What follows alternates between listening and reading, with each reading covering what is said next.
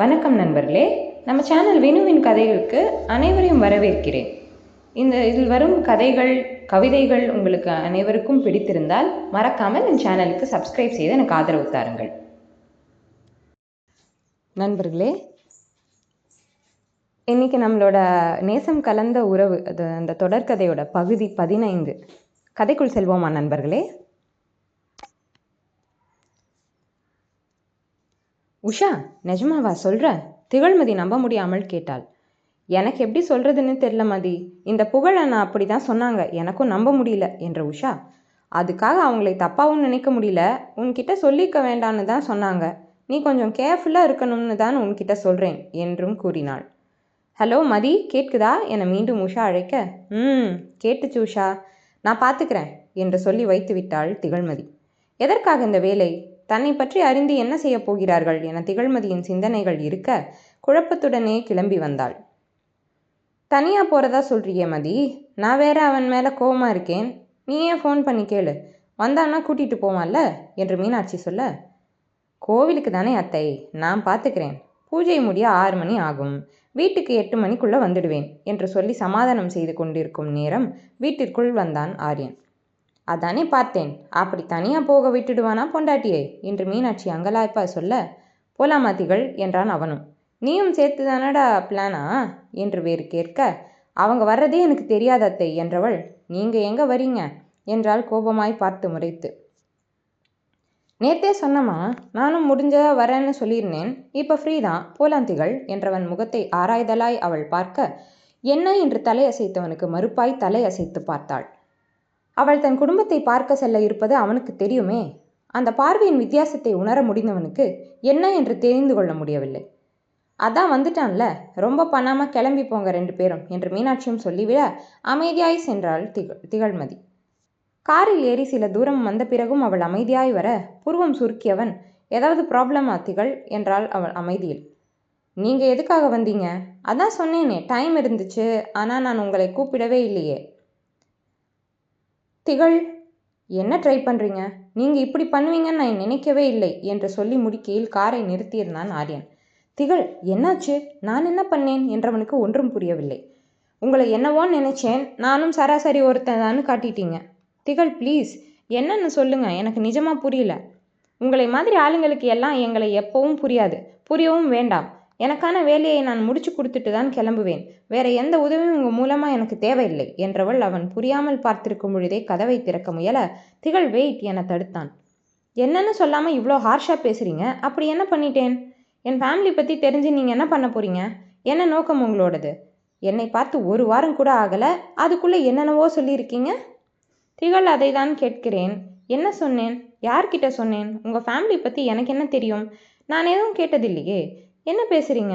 தெளிவாக சொன்னாதான் எனக்கு புரியும். நீங்கள் என் மேலே இவ்வளோ கோவமாக இருக்கிற அளவு நான் எதுவும் என் மனசறிஞ்சு நான் பண்ணலை, பண்ணவும் வேண்டாம். நான் என் குடும்பத்துக்காக மட்டும்தான் இதையோ ஒரு வேலையாக ப்ராஜெக்டாக நினச்சிதான் சம்மதிச்சு வந்தேன். இந்த வேலை முடிஞ்சதும் உங்ககிட்ட அதுக்கான சம்பளம் வாங்கியிருக்கணும், ஆனால் என் நேரம் என்றவள், அதை உங்களுக்கு சாதகமாக யூஸ் பண்ணிக்கிட்டீங்க. இப்போவும் என்னோட சூழ்நிலைக்கு நான் யாரையும் காரணமாக்க விரும்பலை. ப்ளீஸ், இதுக்கு மேலே நாம் பேசிக்க எதுவும் இல்லை.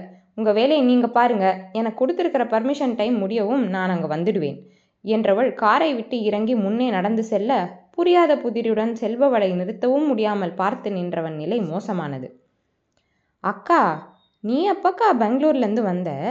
ஃபோன் பண்ணவே இல்லை என்று வீட்டிற்குள் வந்த திகழ்மதியை வரவேற்றான் அரவிந்த். இப்போ தான் வந்தேன் அருவி. கீழே மாமா, அத்தை, அனு யாரையும் காணோம். எங்கே போனாங்க? அவங்களை பார்க்க தான் வந்தேன் என்றாள் திகழ்மதி. மாமாவுக்கு லைட்டாக பெயின் வந்துடுச்சு, அதான் அத்தை ஹாஸ்பிட்டல் கூட்டிகிட்டு போயிருக்காங்க. அனுவும் காலேஜ்லேருந்து அப்படியே ஹாஸ்பிட்டல் போகிறதா மகி கிட்ட சொல்லியிருக்கா என்று அரவிந்த் சொல்லி கொண்டிருக்க மகிழினியும் அப்பொழுதுதான் கடைக்கு சென்றிருந்தவள் வந்தாள். நீ போயிருக்கலாமே அருவி. நான் மாட்டேனக்கா சொல்வேன். அத்தை தான் எப்பவும் போல பேசினாங்க. நீ ஒன்றும் பார்த்து கிழிச்சதா பேர் வாங்க வேண்டாம், நான் பார்த்துக்கிறேன்னு சொல்லிட்டாங்க என்ற அரவிந்த்.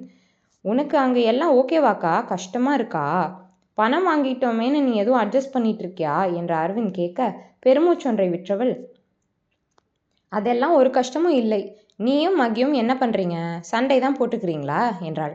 அதெல்லாம் இல்லைக்கா அரவிந்த் சொல்ல, எங்கே சண்டை போட, அவருக்கு வர கிஃப்ட் சார்ஜ் பண்ணவே நாள் போதலை என்றாள் மகிழினி.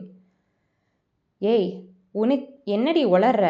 என்ற அரவிந்த். யாரோ வேலை இல்லாமல் பண்ணுறதுக்கெல்லாம் இவ ஓவர் இமேஜின் பண்ணிக்கிறாக்கா என்றான் அரவிந்த். அது என்னன்னு கவனி அருவி, பெரிய ப்ராப்ளம் ஆகிடாம என்றாள் திகழ். கிட்டத்தட்ட ஒரு வாரத்திற்கு பின் தன் தம்பி தங்கைகளுடன் என நேரம் ஒதுக்கியவள் அன்றைக்கான இரவு சமையலையும் அவர்களுக்கு சமைத்து வைத்துவிட்டு தானும் கொஞ்சமாய் அதில் எடுத்துக்கொண்டு 6 மணிக்கெல்லாம் கிளம்பிவிட்டாள். போணுமாக்கா மகிழினி கேட்க, நைட் ஷூட்டிங் இருக்குடா, மறுபடியும் சென்னை போய் பெங்களூர், இந்த மாதம் மட்டும்தான் என சமாதானம் செய்து கிளம்பியவள் எண்ணம் முழுவதும் ஆரியனிடம். ஸ்வேதா அருகில் இருக்க உஷாவிடம் பேசினான் புகழ்வேந்தன், ஸ்வேதாவிடம் அனைத்தையும் சொல்லி. அப்பொழுதும் எச்சரித்தே பேச சொல்லியிருந்தாள் ஸ்வேதா. திகழ்மதி ஃபேமிலி டீட்டெயில்ஸ் கொஞ்சம் சொல்ல முடியுமா உஷா என்று புகழ் உஷாவிடம் கேட்க, ஏன் அதெல்லாம் உங்களுக்கு எதுக்கு, நீங்கள் என்கிட்ட இப்படி கேட்குறது மதிக்கு தெரியுமா என்று தான் கேட்டாள் உஷா. உஷா, நான் அவங்களுக்கு நல்லது தான் நினைக்கிறேன், ப்ளீஸ் சொல்லுங்க. இங்கே பக்கத்தில் ஸ்வேதா இருக்கா, நீங்கள் அவகிட்ட பேசி பாருங்க. ஆரியன் ரொம்ப ரொம்ப நல்லவன், அவனுக்கு திகழ் பிடிச்சிருக்கு. புகழ் சொல்ல, என்ன என்று அதிர்ந்தாள் உஷா. என்ன பேசுகிறீங்க சார் நீங்கள், அவள் ஃபேமிலி என்னன்னு தெரியுமா உங்களுக்கு?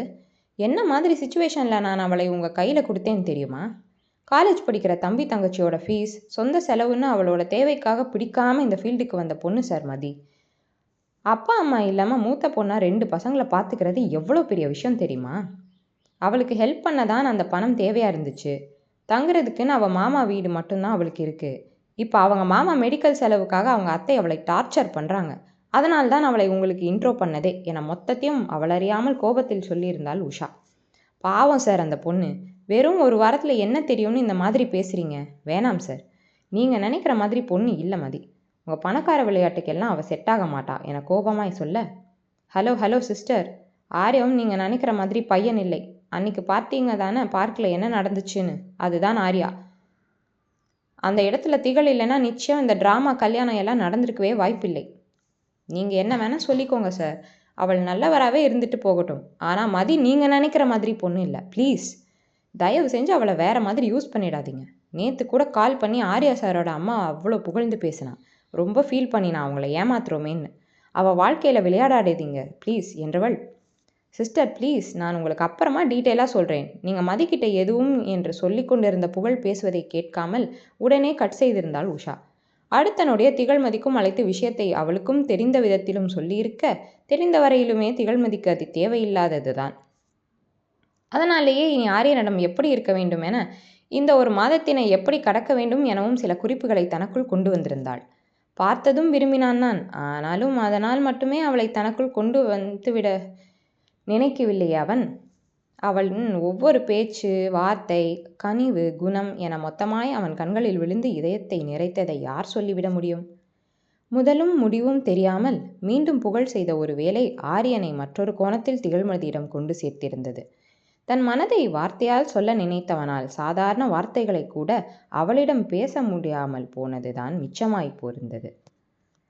இந்த நேசம் தொடரும். இந்த பகுதி நிறைவுற்றது நண்பர்களே. மீண்டும் அடுத்த பகுதியில் சந்திப்போம். இந்த கதை உங்களுக்கு பிடித்திருந்தால் என் சேனலுக்கு சப்ஸ்கிரைப் செய்து எனக்கு ஆதரவு தாருங்கள். நன்றி.